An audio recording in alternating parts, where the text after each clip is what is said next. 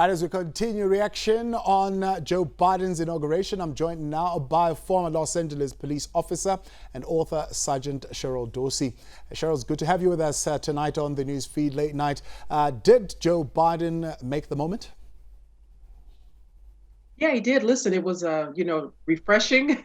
Those of us here in the U.S., I was up very early to watch history being made. First Black, Asian woman elected as vice president, a president who actually cares about folks, who has made promises to be much better over these next 4 years. And so I'm hopeful, I'm excited, and I'm anticipating that things will start to turn for the better finally. He says, I will defend the Constitution, I will defend our democracy, I will defend America. But he further says, and together we shall write an American story of hope, not fear, of unity, not division. Hope, not fear. And I suppose that really does also speak to how the security forces and the police in America would need to operate under a Biden administration. Well, listen, and we know because of what happened on January 6th that they've got a lot of heavy lifting, a lot of work to do in terms of law enforcement. This is nothing new. I'm a little surprised that they were surprised that there's so many militia members, KKK and the like, that have infiltrated police departments across this nation, because we know from reports from the FBI for over a decade that white supremacists have infiltrated police departments, and thus Secret Service and those who protect our president and vice president. So there's a lot of work to be done in that arena. The FBI flagging at least 12 National Guard members and removing them from this inauguration. I mean, you're saying, was that to be expected? Well, yeah. I mean, given what happened on January the 6th, we know that there are infiltrators within our law enforcement agencies. Certainly there were those on Capitol Hill on January the 6th who were members of extremist organizations. And so, yes. And listen, we didn't have to wait till January 6th. We've been seeing shenanigans by police officers in our communities for decades. And so, yeah, it should have been expected. Now, talk to me about what you think he diagnosed as the real problem of disunity in the United States. Well, I think it's the divisiveness. It's the xenophobia, the racism, the lack of respect and dignity that's been given to folks who are deemed to be others. And so he's promising to do something very different from this prior administration. And he also acknowledged that Black folks were the ones that put him in office. We got him over the finish line, and he's made some promises that we're going to be looking for him to keep in my community. This administration is said to be an administration that's going to lead with policy right and center. Is that going to work? Is that the kind of approach that will deliver to America?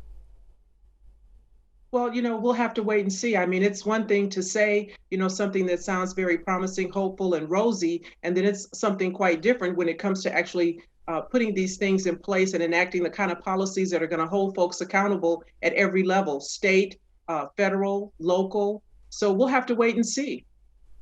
And what are the common, I suppose, objectives that both Trump's America and Biden's America would need to rally around and actually go for? Because obviously they will not agree on everything. Well, this we know. And so, I'm just going to speak for the things that affect my quality of life and people who look like me. And so that forefront is police reform, police accountability. Those are the things that we've been waiting for, that we've been promised is going to be centermost in whatever it is that he puts forth in terms of policy. And so I'm hopeful that there will be something that will deter the bad behavior of police officers, that will restore the trust and the relationship building that needs to occur in Black and brown communities with law enforcement. And so that's my focus. That's where I'm looking. And that's what I want to hear from this administration. He spoke about confronting truth and lies in governance. Did that strike a note with you? Well, yeah. I mean, listen, there's been a lot of misinformation and a lot of false narratives that have been put forth. We've had our elected officials' lives threatened. Folks have wanted to kidnap governors in certain states here in the United States. And so we have to speak truth to power. We have to convince those, and there's a whole lot of folks who still don't believe he's a legitimate president, And so he's going to have a lot of work to do in order to win those people over. I'm sure that there's a certain contingency that will not believe anything that comes out of his mouth, much like we haven't believed a lot that came out of Trump's mouth over the last 4 years. Now, confronting the reality of where America is right now around the pandemic, where to from here, particularly for the black community? What are they looking to hear coming out of this administration around the vaccination program? I think 100 million shots on hand is what is being expected. Do you think this administration should be trusted to deliver on that? Well, I think they would hopefully be trusted.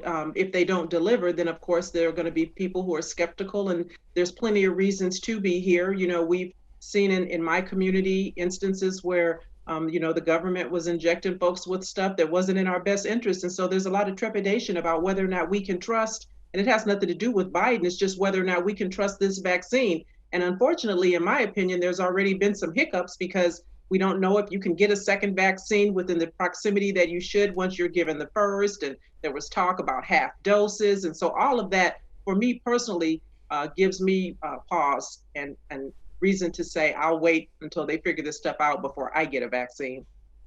There's been a lot of bitterness, and we spoke to you about this previously, particularly around the Black Lives Matter movement, also about the way in which the police and the security forces reacted to the riots on January 6th as compared to how they reacted to the marches of the Black Lives movement. How do we go from here to healing? I mean, there's a lot that President Joe Biden said around the healing and the restarting afresh. I mean, are words enough, but where do we go from here towards that healing? Well, I think they've kind of already started in that they've identified officers within certain police agencies as well as military personnel who are right-wing leaning. And so we have to identify these people. We have to remove them from police departments because these are the ones who over and over and over again during last year, during peaceful protests involving Black Lives Matter movement, they were very heavy-handed, they were extra aggressive, and then we saw them usher in and welcome in the rioters and insurrectionists on January the 6th. And so they're going to have to identify these people. They've already started. There have been some arrests made. We'll be looking to see what kind of conviction, if any, is going to occur. Is it going to be commensurate with the crimes that were committed?